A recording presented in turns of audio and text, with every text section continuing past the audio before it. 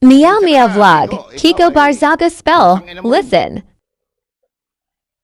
Kung ganyan man lang ang tawag mo sa amin, pasensyahan mo na.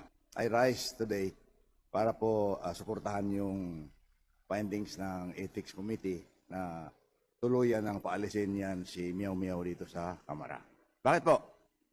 Habang inusisa natin yung nangyari sa dalawang outages sa Luzon, pinatawag natin yung NGPC, Department of Energy, and para kung anong pwede natin gawin upang mapagbuti ang serbisyo ng NGPC, ito si Kiko Barzaga, nag-post sa isang post niya noong May 15, minumura lahat ang congressmen, mga putang inang mga congressmen.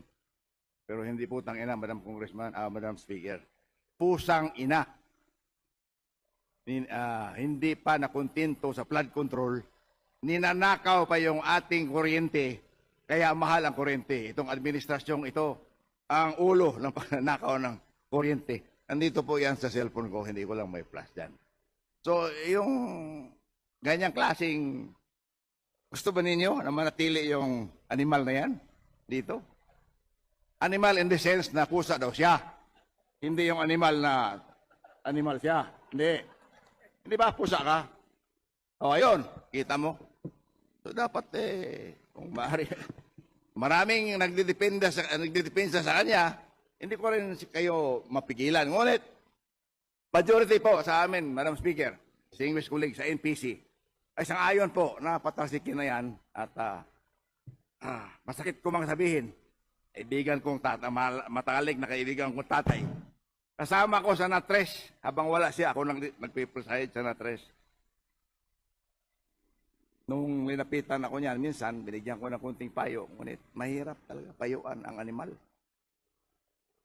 Hayop pusa. Paano payuan yung pusa? And kayong lahat dito, tinatawag na pusang ina. Ano kung gusto niyo, nasa cellphone ko yan. Oh, May 15. Post ni Pusang Inang Barzaga. So, wala akong magawa. I have to endorse. Dalawang GCA po sa kongresong ito. Nag-i-endorso na i-expel na yan. GCA ako, GCA din yan si Abalos. So, pasensya ka na, Kiko. Ikaw ay pusang ina mo rin.